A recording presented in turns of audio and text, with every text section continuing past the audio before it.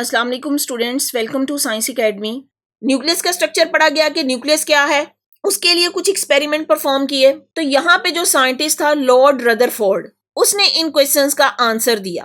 कौन से क्वेश्चंस? कि किसी भी एटम के न्यूक्लियस में इलेक्ट्रॉन्स की, प्रोटॉन्स की या न्यूट्रॉन की पोजीशन क्या है, वो कहाँ पे ये मौजूद होते हैं। उसने काफी एक्सपेरिमेंट किए। उसमें जो है वो स्पेशल टाइप के पार्टिकल्स लिए और उनको थिन गोल्ड फॉइल के ऊपर उसकी बम्बार्डमेंट की। अपने एक्सपेरिमेंट के करने के बाद वो इस नतीजे पे पहुंचा कि एटम के अंदर उसके दरमियान में कोई हैवी चीज है, हैवी पोर्शन है जिसका कोई वेट है। तो उस सेंट्रल पोर्शन को उसने न्यूक्लियस का नाम दे दिया। He carried out a remarkable experiment in which he heat a stream or special type of particle to very thin gold foil.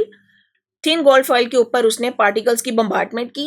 From this experiment he concluded that an atom has a two portion. तो अपने experiment से उसको पता चल गया कि atom के two portion अब कौन से? A tiny central portion which he called as a nucleus, central part को उसने nucleus का नाम दिया, and a relatively large area surrounded this which he called extra nuclear portion. तो न्यूक्लियस के इर्द जो लार्ज एरिया था उसको उसने एक्स्ट्रा न्यूक्लियर पोर्शन का नाम दे दिया। तो इस तरीके से आहिस्ता आहिस्ता से एटम का स्ट्रक्चर भी पता चलना शुरू हो गया कि किसी भी एलिमेंट के एटम और उसका स्ट्रक्चर क्या है। It was also discovered that almost all the mass of an atom is concentrated in the nucleus because both the heavy particles, that is proton and neutron, are found to be present here. तो discoveries की गई, उससे पता चला कि किसी भी atom का न्यूक्लियस है उसके अंदर उसकी सारी की सारी मैस कंसंट्रेटेड। क्यों? क्योंकि प्रोटॉन और न्यूट्रॉन दोनों की मैस हमने बात की कि वो सेम है और कोई भी प्रोटॉन जो इलेक्ट्रॉन से 1836 टाइम हैवियर है। तो प्रोटॉन और न्यूट्रॉन उसके न्यूक्लियस में एग्जिस्ट करते हैं, इसीलिए जो किसी भी एटम का सेंट्रल पार्ट या किसी भी एटम का न्यूक्लियस है वो हैवी है क्योंकि उसकी सारी मैस उसके न्यूक्लियस में कंसंट्रेट करती है। और in the nucleus these two particle are held together by strong nuclear forces. और किसी भी न्यूक्लियस में अगर ये पार्टिकल्स प्रोटॉन और न्यूट्रॉन है तो ये स्ट्रॉन्ग न्यूक्लियर फोर्सेस की वजह से यहाँ पे है। अब यहाँ पे कुछ इंटरेस्टिंग इंफॉर्मेशन भी आपको दी गई है। Although the nucleus is less than 100,000 of the size of atom, के न्यूक्लियस का साइज एटम के साइज से 100,000 टाइम लेस है, लेकिन it contain more than 99.9% of mass of atom. लेकिन किसी भी एटम की जो मैस है, जो 99% मैस है, वो उसके न्यूक्लियस में एग्जिस्ट करती है।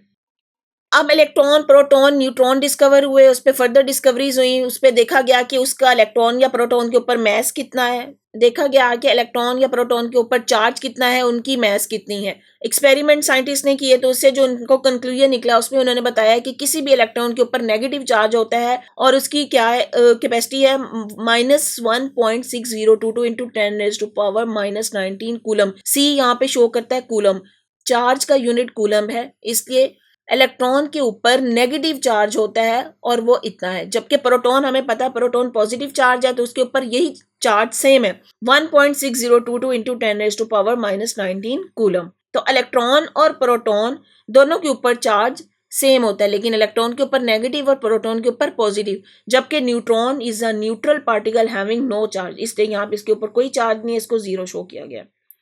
अब मैस देखें जो बताई गई है, इलेक्ट्रॉन की मैस कितनी है 9.109 इंटू 10⁻31 किलोग्राम। किलोग्राम में ये मैस बताई गई है। इलेक्ट्रॉन की मैस 9.10, या इसको आप 9.11 भी कह सकते हैं, इंटू 10⁻31 किलोग्राम। इसी तरह प्रोटॉन की मैस देखिए 1.67 इंटू 10⁻27 किलोग्राम। अब यहाँ पे -31 था, ये -27 किलोग्राम। तो इसका मतलब है कि प्रोटॉन इलेक्ट्रॉन से हैवियर है। और न्यूट्रॉन की मैस देखिए 1.675 इंटू 10⁻27 किलोग्राम। मीन प्रोटॉन और न्यूट्रॉन की मैस ऑलमोस्ट सेम है।